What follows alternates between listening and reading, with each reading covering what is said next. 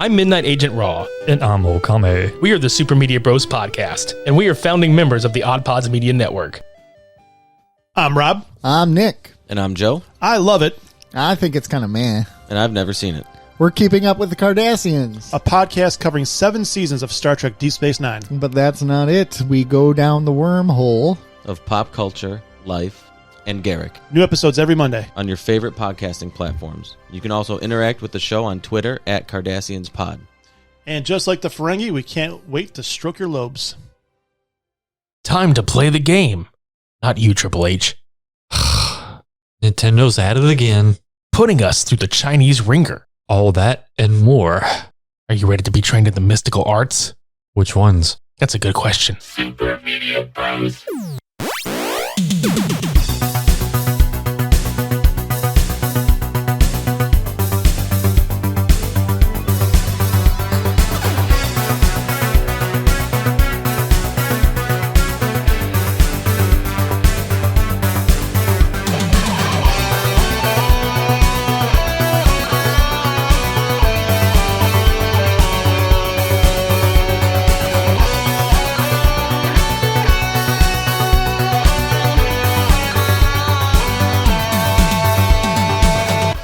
Of the cicada.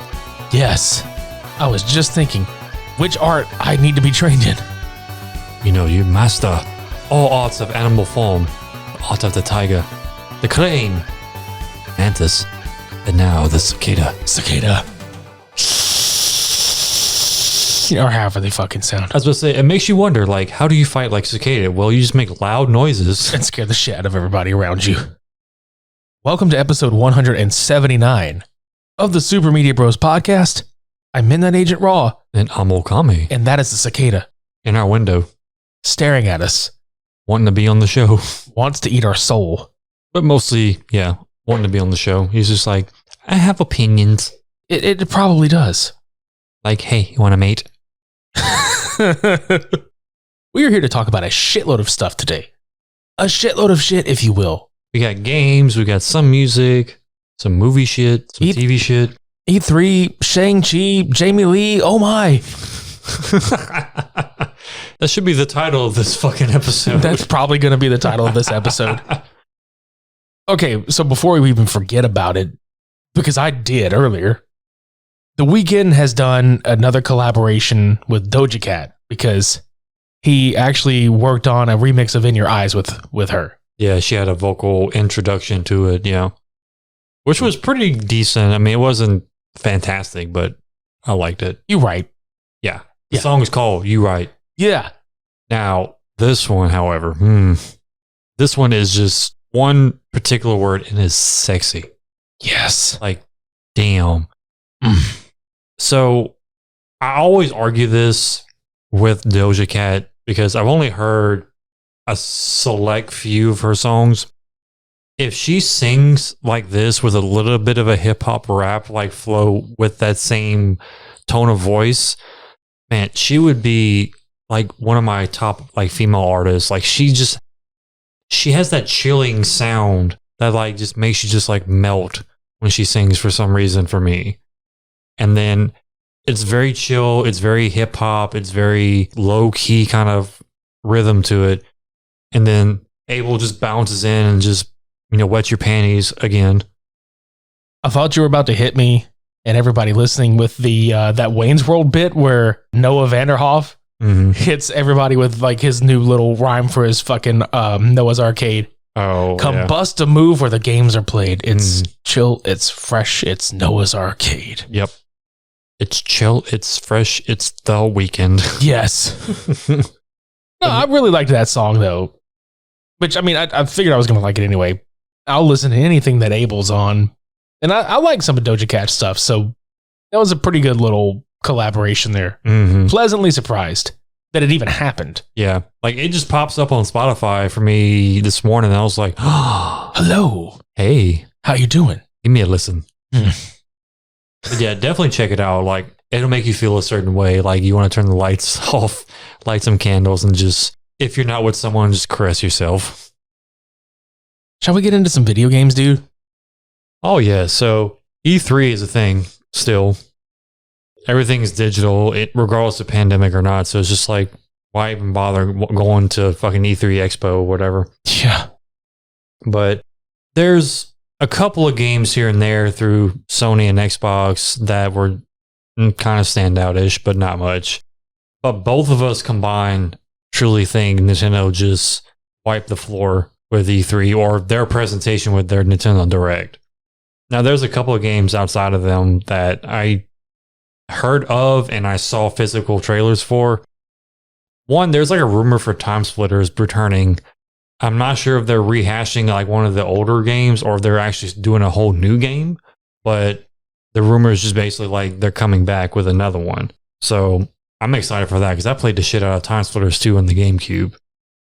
Another one, which I'm really excited about, is Psychonauts is having a sequel. And those of you who know Psychonauts, it's a fantastic fucking game. Those of you who don't know about it, it's basically these kids who have psychic abilities that they can utilize in different ways. They go to a camp to learn how to use these psychic abilities, and they travel into other people's psyches, which are totally different worlds. Like you have one, it's like a 1950s like a town basically. Another one is like a circus. There's one that's like a spy movie kind of looking place. Well, this one is continuing off of all that, and it just looks just as chaotic and goofy and crazy as the first one. So I can't wait for this one. Like, definitely look at the trailer for it. The funny thing is, like, EA and PlayStation were very much absent this year. Mm-hmm. And it might have been a good thing because, like we were saying earlier, like Nintendo just completely fucking steamrolled their asses. I think the whole thing with the PlayStation 5 was like the biggest hinder for Sony. Like, they're still trying to recover from all that shit. Ain't nobody got one. No. I mean, there are people that do, obviously, but it's like, we don't have one. So ain't nobody got one. Yeah, since November, we still ain't got one. Still ain't got one. I would just say the hell with it and just fucking jump into all the Nintendo shit. Mm-hmm. I mean, where do you want to start with that? Because, I mean, it's just a ton of shit. Metroid Dread. And no, it's not Judge Dredd with Samus. It looks fucking fantastic. We've been waiting for a new Metroid game for fucking years. I mean, shit, I think if you go all the way back and listen to our Game Geeks 1 and then Game Geeks 2 episodes, I think we were talking about waiting on a new Metroid game even back then. I'm still waiting for a new Metroid Prime, to be honest. But this one, damn, it's like Super Metroid, like super HD, badass, horror looking shit. Because the mechanic that I found interesting was like you're being slowly chased by some kind of, it kind of reminds me of Portal looking, like robot looking like critters basically. And you have to like outrun them. Same thing with like Metroid Fusion. You had to run from the Dark Samus, I guess you can call it. Yeah, I mean, this one happened. This is supposed to be taking place after Metroid Fusion. Yeah. So. Makes sense. Yeah, I was going to say. And I think I saw a mechanic where you can, if you get encountered with an enemy, like you can kind of counter them in a way and like kick back or something and then take them out. Gonna parry that shit. Yeah, I think I saw something like that. It was like a parry system or just like a escape system where like you're basically in a physical confrontation. You can just kick out of it basically. Yeah. That's the thing. Like with Metroid, there's so much done with the game series already. Like what can you bring to the table? And like the horror aspect, I think, is a good way to start for one. And then two, like make the combat more engaging than just running around shooting and jumping. So definitely interesting with Mario Party having an all-star collection that they're bringing back to the Switch. Mario Party Superstars. Mm-hmm. I'm a sucker for a Mario Party game. It's always fun because Mario Party is just a game that literally anybody can play. You know, like you can have like your grandma, your kid, your partner, like, and it's up to 4 players like at a time in the same place, and it's just fun. I have seen friendships made and broken on Mario Party. I was about to say, if you either have Mario Kart or Mario Party, your friendships are gone. So pick your poison. I'm sorry I yelled at you in Mario Kart. I'm sorry I yelled at you in Mario Party. And then meanwhile, there's the asshole in the corner that has stolen all of your stars, all of your coins. was supposed to say either you have nightmares of all your stars getting taken or a blue shell. Right up your ass. Yeah. It's either or.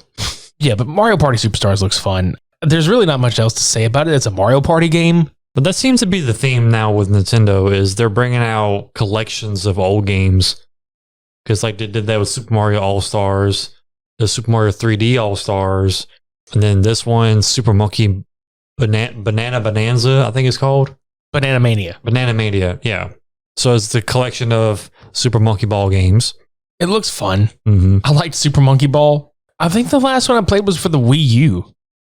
There was that one and the one for the Wii, which is, the one for the Wii is difficult because of the fucking control. I still haven't forgiven Nintendo for like the way that controller works with some fucking games, especially those two really shitty Sonic the Hedgehog games that came out.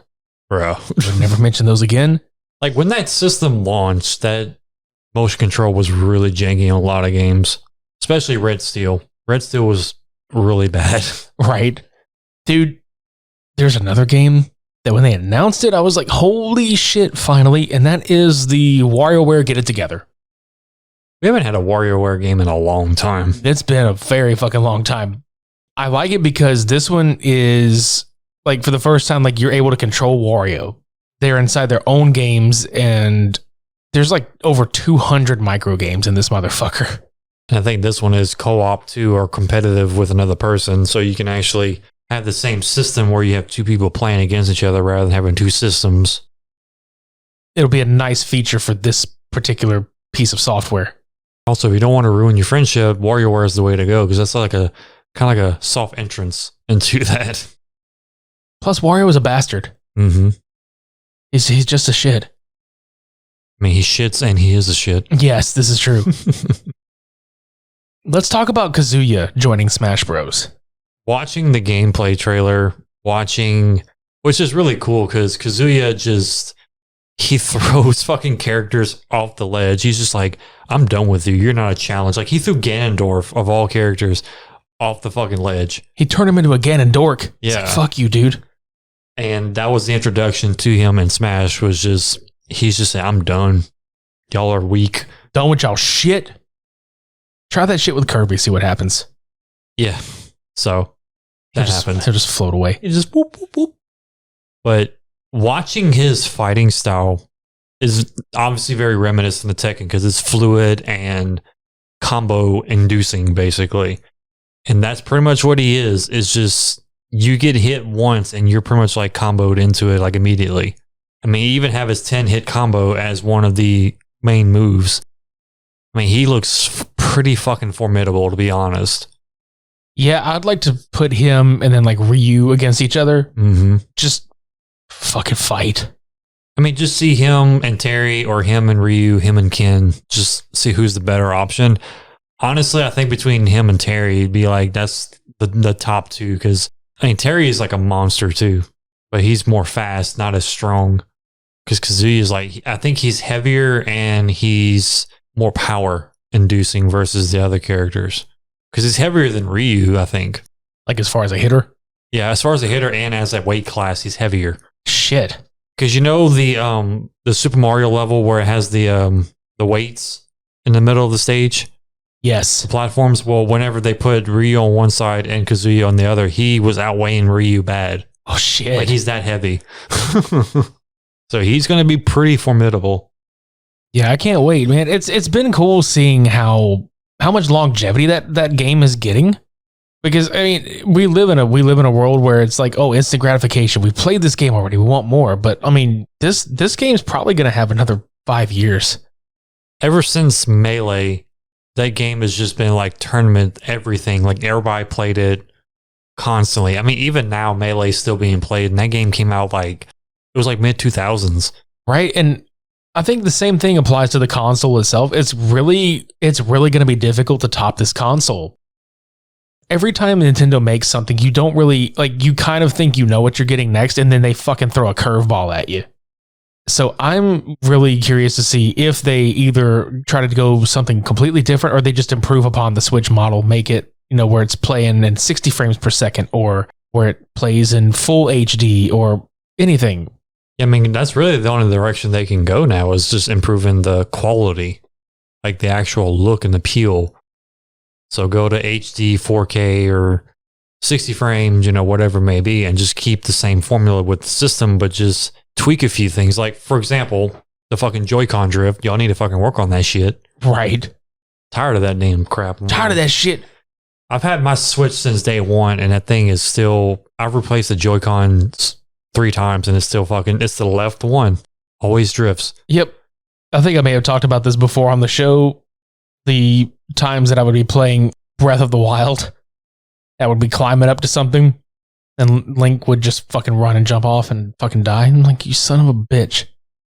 Thanks, Nintendo. Yeah, thanks. But speaking of Zelda... Yeah, I was going to say, like, I know you and I both have like one game apiece left. I'm going to start off with they are introducing the Game & Watch Zelda Edition. I don't care. I'm buying that regardless of if I'm going to play it or not. Because that thing is fucking cool looking. Because you get to play the first 2 Zeldas and it's Link's Awakening. So it's those 3 games basically. And it's on a little Game & Watch system. Just give me my fucking system. I'll pay for it. Summer's coming. Are you ready to unveil your beach bod? You're in luck. Our friends at Manscaped just launched their 4th generation performance package, which includes the Lawnmower 4.0. You heard that right.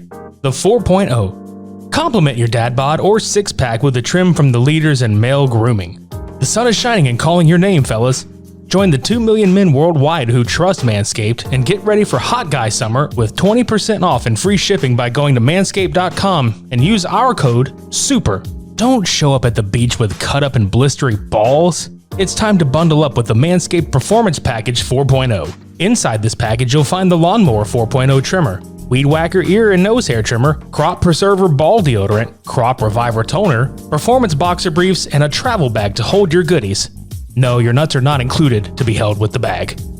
First off, the new Performance Package 4.0 includes the new Lawnmower 4.0. This trimmer is insane, and dare I say the GOAT of ball trimmers. Did we really need to bring an actual GOAT in for this? Their 4th generation trimmer features a cutting-edge ceramic blade to reduce grooming accidents thanks to their advanced skin-safe technology. The Lawnmower 4.0 has a 7,000 RPM motor. A new multi-function on-off switch can engage a travel lock, and gives you the ability to turn the 4000K LED spotlight on and off when needed for a more precise shave. Did I mention this is waterproof? In the shower or in the wild, from your chest all the way to your balls, the Lawnmower 4.0 is the best trimmer for you. If you want to take your grooming game even further to the next level, the Performance Package 4.0 is for you. It includes the Weed Whacker to chop up the worst weeds up to your nose and ears. The Weed Whacker is also waterproof and uses a 9,000 RPM motor-powered 360-degree rotary dual blade system. This nose and ear hair trimmer provides proprietary skin-safe technology which prevents nicks, snags, and tugs in those delicate spots. Seal the deal with Manscaped's liquid formulations. Before heading outside, use the Crop Preserver ball deodorant to keep you on your game in the heat. Then, after trimming the lawn and whacking the weeds, weed whacking, give your beach balls a boost and use the Crop Reviver. Manscaped has even thrown in 2 free gifts to this Performance Package 4.0, the Manscaped Boxers and the Shed Travel Bag. Bring your comfort and boxers to another level. Get 20% off and free shipping by going to manscaped.com and using our code SUPER. That's 20% off and free shipping by going to manscaped.com using our code SUPER. Escape the shrubs and weeds this summer and shine with Manscaped.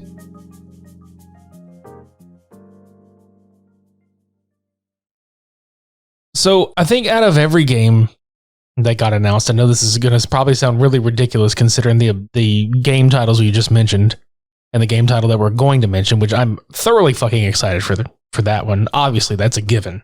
I'm actually very excited that they made a Mario Rabbids sequel, Mario and Rabbids Sparks of Hope. Again, it's a turn-based tactical role-playing game, which is actually a lot of fun. I play this with Aiden a lot. It's probably one of our favorite games to play. And it's a crossover, for those of you that don't know about it, it's a crossover between the Raving Rabbids and Mario, which the Rabbids were years ago on the Rayman series. They got introduced on Rayman, then they had their own fucking spinoff. They've had a TV series. I mean, and they're better than the Minions, let's just be real. Yeah, well, anything is better than Minions. Right. Well, in this one, you're going to be able to pick out from a roster of 9 That includes Mario, Luigi, Princess Peach, Rabid Luigi, Rabid Mario.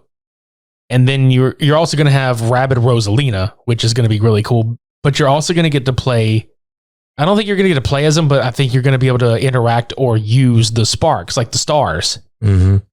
Because this one's kind of based on some of the Mario Galaxy characters too. So this is the whole move, like, because like, where do you take Mario and Rabbids after you had like the first one? It's like, oh, let's move it into like the Mario Galaxy area, and then it kind of opens the door to more stuff you can do. I didn't read too much into it because I kind of want to be surprised when I buy the game. Well, it makes me wonder if they're going to do the whole like spherical map like they did with Mario Galaxy, where you had to literally like travel across the planet in a sphere rather than being on a flat plane. The only other thing that I did like read about is that it's not like a linear thing. It's more of a combat system that's disregarding the grid-based layout. So we'll see. Yeah. So yeah, the final game, which it's been teased so many times, it's been in development, and it's going to be in development for quite a lot longer than we expected. But Breath of the Wild 2 got another little teaser, a little bit longer than the last one we had. And they're doing a lot to this one. Like, they're taking all of Hyrule again, but they're building more traversable areas in the sky. Like, that's the main thing. Like, you thought Breath of the Wild map was big. Well, you have that again, a little bit bigger, but now you have more stuff in the air to explore. So it's like, Jesus fucking Christ. Like, how many weeks am I going to put into this game now? Yeah, how they just open with him just falling. Yeah. Just singing Tom Petty to myself. Free falling. Yeah. Link's falling. Yeah. But a lot of things we got introduced to was there's a mechanism on his right arm that harnesses a power that is similar to the Sheikah Slate from the first game, where it manipulates time and traversing the map. Apparently, there's a way to literally transport upwards to the islands above Hyrule with this power, because he literally phases through like a platform. Yeah, basically. And he's literally right there on top and just looking down on Hyrule like, oh, hey, bitches. But listen, bitches. That's all I pictured. Yeah. Like I said, they haven't really elaborated too much on what's going on. Like, we don't know if Ganondorf's back, the power of him in general is back. We don't know if it's something different. All we know is that Hyrule Castle itself is getting lifted off the ground into the air by the same kind of energy looking entity that was Ganon in the first game. So I don't know. All I know is there is a separate power that's green that is being utilized as some kind of like mechanism for traversing, like I said, similar Sheikah Slate power, stuff like that. From what I saw, I'm just giggly as fuck. I don't care if it's like a minute or too long. It's still enough for me to be still even hyped up as much as I was beginning. So the first one is fantastic. I mean, if you're in denial about that, you just jump off a cliff and fall with Link. Like, my top 3 games out of all the series is Ocarina of Time, this game, and Majora's Mask. Hands down. Like, I mean, Link in the Past is really high up there too, but those are my 3 games, and it's so hard to like move those down any further than the top 3. Yeah, and it's crazy because like I was actually like those are absolutely in my top 5. Link to the Past is up there too, and then Wind Waker is the other one. Mm-hmm. Those are 5 absurdly different games, like playing wise. I mean, Majora's Mask and Ocarina of Time are almost kind of similar, but not quite. I mean, I think it's only because like they came out so close together. Yeah, when they reuse models and backgrounds and stuff, but what they did is the atmosphere and the mechanic behind it. Right, and then the story, yeah. Obviously. But yeah, Breath of the Wild 2, or whatever they're going to call it, that is our most anticipated release from this entire slate of games. And if you want to talk about most anticipated release, we have 2 in the movie realm. Mm-hmm. One of them being Shang-Chi and the Legend of the Ten Rings, which we've been talking about how Marvel is getting into the cosmic territory and then getting into that real mystical territory. This is basically like, what if Bruce Lee was in the Marvel universe? And he had superpowers or mystical powers, either way. And then in the trailer, because like, that's what we're here to talk about is the trailer. The trailer looked great. I am very impressed with a lot of the visual effects that are happening. I think the biggest thing, though, at least for me, was that abomination in the fucking cage with Wong? Mm-hmm. Because let's just say yes, because I 100% am totally on board with that being abomination. I like when Marvel brings characters back that you almost forget about. Thunderbolt Ross being one of them whenever he showed up to basically give the Sokovia Accords like to Tony Stark and it's like, hey, y'all fucked up. Here's the thing. Thought y'all forgot about me, but I'm still fucking here. Mm-hmm. Let's bring the abomination all the way back from Jesus, the second Marvel Universe movie, the Incredible Hulk, or the Hulk, the Incredible Hulk. Yeah. Put him in a fucking cage. That's about a good place for him. Mm-hmm. But the one thing that I did notice is it looks like more like his comic book counterpart design. I'm just curious to see who all they're going to put in this because obviously a lot of the Phase 4 Marvel films are going to be connected to the television series that are happening on Disney Plus. So I'm just curious if they're going to tie in any of Doctor, like obviously it looks like Wong is the guy in the cage. So do we tie in Shang-Chi and some of the Doctor Strange characters? Because there's obviously some connection with like the mystical arts and shit like that there. Mm-hmm. And where does Shang-Chi fit in with the rest of the Marvel universe? Like, you know, because obviously we're going to build into like whatever the next big bad is, which I still believe will be Kang the Conqueror. But that's neither here nor there. We haven't even gotten there yet. Well, I mean, the whole multiverse in general, I think that's going to be where everything ties together. Like they're literally pulling from everywhere now. But the big reason I think that Kang the Conqueror is going to be like the next, if he's not the next big bad, he's definitely going to be one of the bigger ones, is because like his whole thing is time travel and he does not need the time stone to do it. That could very well be like him fucking with the multiverse with time travel and fucking the timelines up. Yep. We'll see as the Phase 4 progresses and we get more and more of these series and movies and oh my. Then we jump from Marvel to what I feel like as far as this conversation is concerned today is like our kind of a main event because we've been waiting on Halloween Kills for 3 years. And the trailer does not disappoint. No, because I noticed a lot of people that had watched the trailer. They're like, oh my God, they gave a lot away. There's so many kills. And yeah, okay, the movie's called Halloween Kills. And secondly, the movie is supposed to have the actual highest body count of any of the Halloween films. Like, apparently it's supposed to be ridiculously high. So you probably haven't seen even a quarter of the deaths. But what you do see is like, okay, They talked about how he's ascending in the trailer, and it's like, I think this bitch is already like horror god. He's ascended like beyond everything. Yeah. He's not ascending, he is ascended. Right. But I think within that universe, considering like this timeline has ignored every goddamn movie except for the original one and then the 2018 one, I want to say that maybe they're trying to give an explanation as to why he's not dying. He's like, oh, he's flesh and blood, but the more he kills, the more he ascends. And it's like, can we just, and this is just a personal opinion, can we just have a Halloween film where he's not necessarily supernatural, he's just very lucky. Mm-hmm. You know what I mean? Just happened to get that one stab in the right place. It's like, missed. Whew. Right. And then he gets stabbed for real, and he's just like, oh, fuck. He's just breathing out, fuck.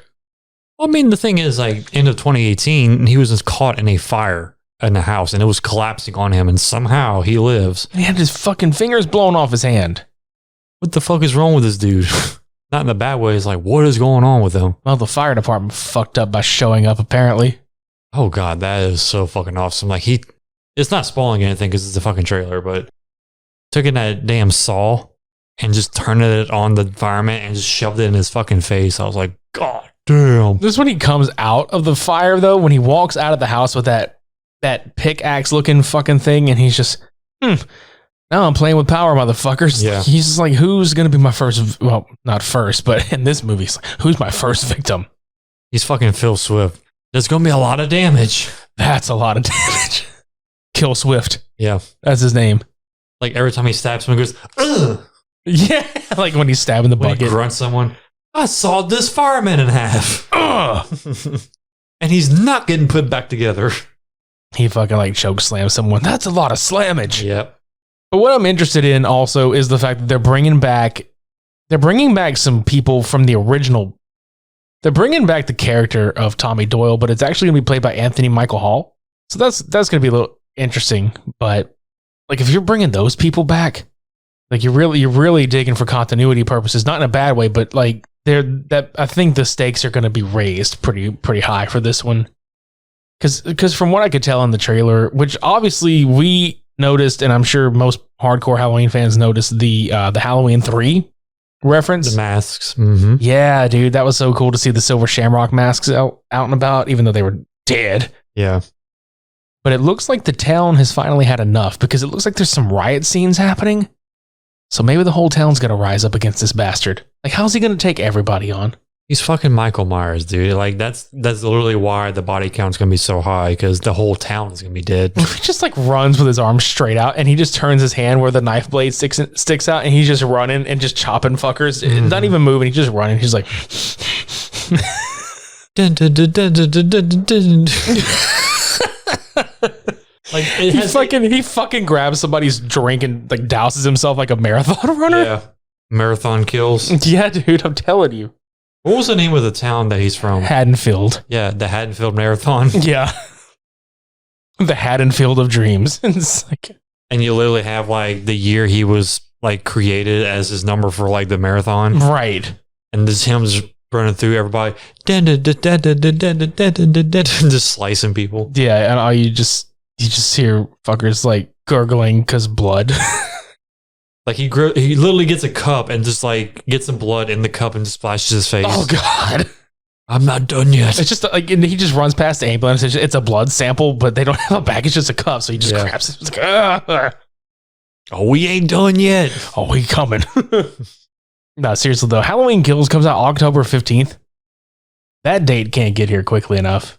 But then, of course, after that, you get Halloween Ends, which, you know, we already know that this is not going to be the final one. And hell, maybe Halloween Ends won't be the final one either, but it'll be cool to see the original and then the 2018 Halloween Kills and Halloween Ends as like its own kind of a quadrilogy at this point. And now it's like we had a whole ass episode talking about the timelines of this entire franchise, and that's the Slashpoint Paradox episode. If you guys out there want to go find it, listen to that, and promptly listen to the fact that we actually trashed Halloween 3 on that episode, and then turned around and wound up actually really enjoying that movie and talking about it, I think, the following Halloween. Mm-hmm. So yes, we can admit when we're just like, we were wrong. That was pretty fucking good, actually. Yeah, because I can't tell you how many times I referenced that movie and how much I actually enjoy that film, even compared to the first two, then the Rob Zombie remake, all that shit. Yeah, Halloween 3 is pretty up there for me. Like, it's so different that makes it so unique and memorable to me, compared to like, okay, every other Halloween film is just Michael Myers going around killing people. You know, the same formula, just different cast, different director, different, you know, film company, you know, whatever it may be. Right. But like I said, Halloween 3, the original 2, and then the 2018 on have been pretty much the top ones for me.